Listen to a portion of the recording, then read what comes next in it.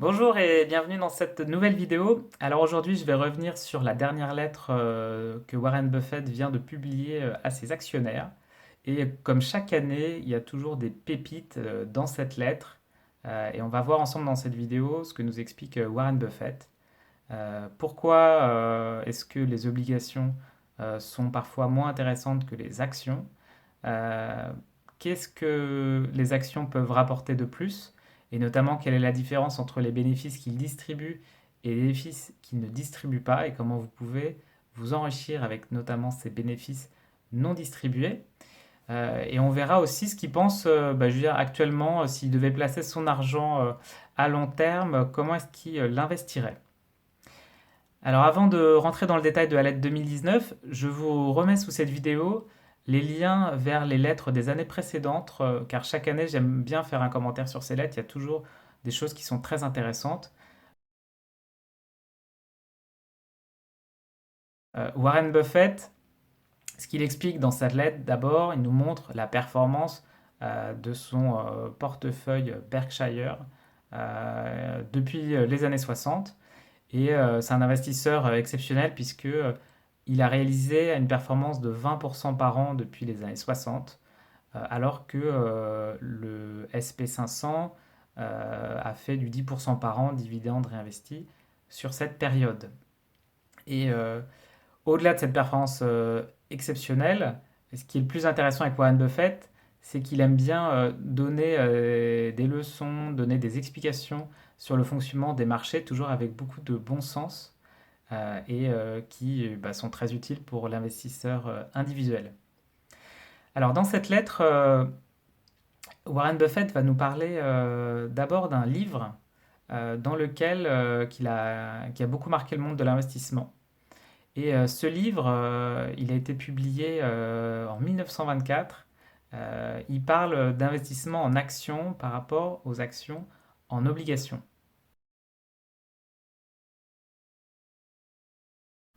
Alors dans ce livre, l'auteur, et c'est ça qui est amusant, ce qu'il voulait démontrer, c'était que c'était plus intéressant d'investir en obligations pendant certaines périodes de temps et parfois en actions.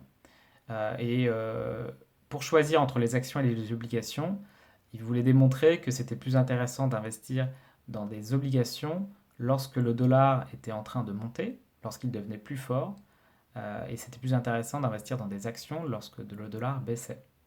Donc ça avait une certaine logique sur le papier. C'était pas une idée complètement stupide.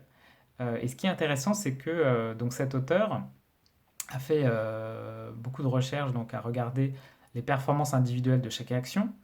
Et il a réalisé plusieurs paniers, donc c'était toutes ces choses qui détaillent dans ce livre. Je vous mets le lien en bas de cette vidéo. Mais pour aller directement à la conclusion, en ayant fait tous ses portefeuilles, il s'est rendu compte qu'en fait, son hypothèse de départ était fausse et que dans les deux cas, que le dollar monte ou que le dollar baisse, en fait, il avait été toujours plus intéressant d'investir dans des actions que dans des obligations.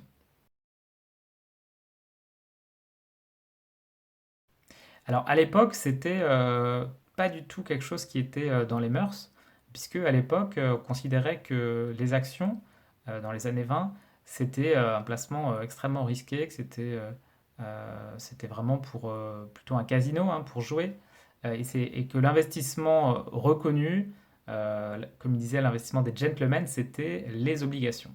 Donc les revenus fixes, où on reçoit un intérêt régulièrement, que ce soit par trimestre ou par année. Et donc c'est un livre qui avait donc une théorie qui était assez nouvelle pour l'époque, même si aujourd'hui ça nous paraît beaucoup plus facile. Mais ce qui est intéressant, c'est de regarder pourquoi est-ce que ça marchait.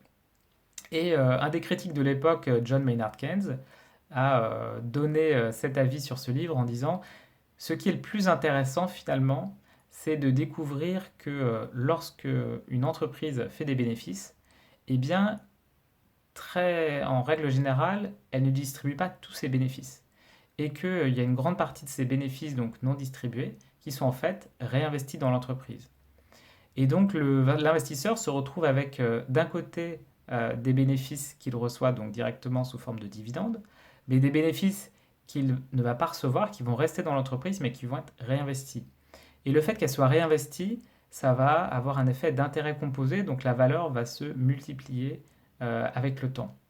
À l'inverse de dividendes ou de coupons d'obligations qui, eux, ne se composent pas puisqu'ils sont directement distribués.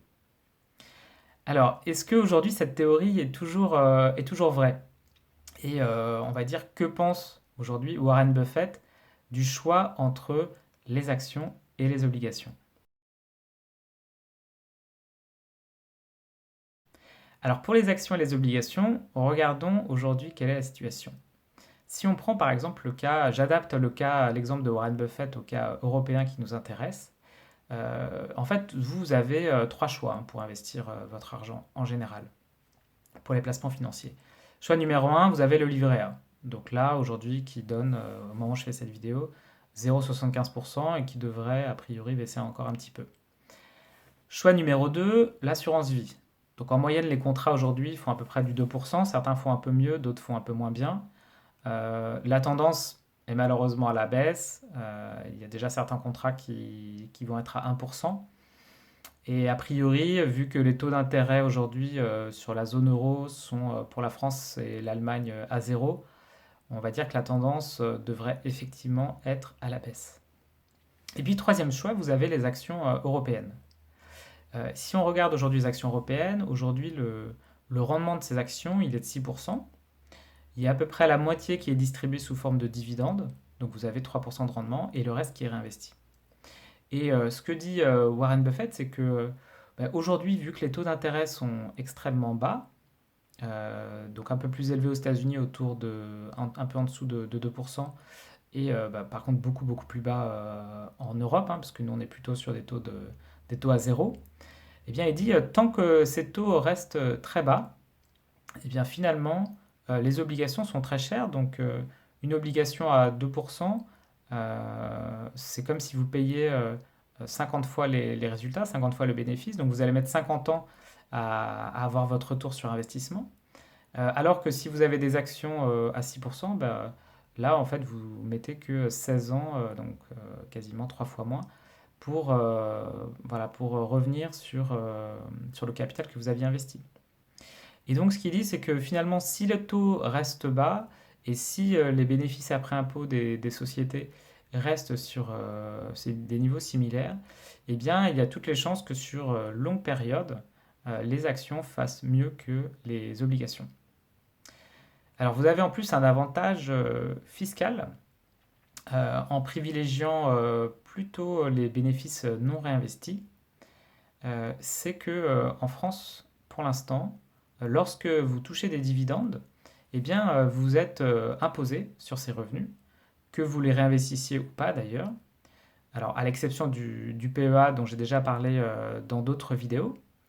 Et alors que les bénéfices qui sont non distribués, mais quand même toujours réinvestis par l'entreprise, donc vont toujours augmenter la valeur de l'entreprise, ne vont pas être imposés à vous, au niveau individuel. Et ils vont, tant que vous ne vendez pas vos actions, ils vont continuer à augmenter la valeur de vos actions. Voilà, donc selon lui, dans la situation actuelle, c'est quand même toujours beaucoup plus intéressant à long terme d'investir plutôt dans des actions. Aujourd'hui, l'écart entre le taux des obligations et, et les rendements des actions sont d'ailleurs plutôt plus élevés en Europe qu'aux États-Unis.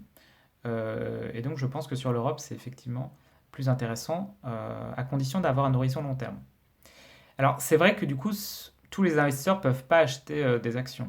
C'est évident que si vous avez un horizon d'investissement court terme inférieur à 5 ans, c'est beaucoup trop risqué d'acheter des actions. Si par exemple vous voulez mettre de l'argent de côté pour acheter votre résidence principale d'ici 2 ans, il ne faut surtout pas acheter des actions. Au contraire, il faut l'investir sur de l'assurance vie ou du livret A. De même, il y a par exemple certains assureurs qui doivent placer de l'argent à très court terme sur un an parce qu'ils encaissent des primes d'assurance, mais ils doivent verser des sinistres qui généralement arrivent dans les 12 mois suivants.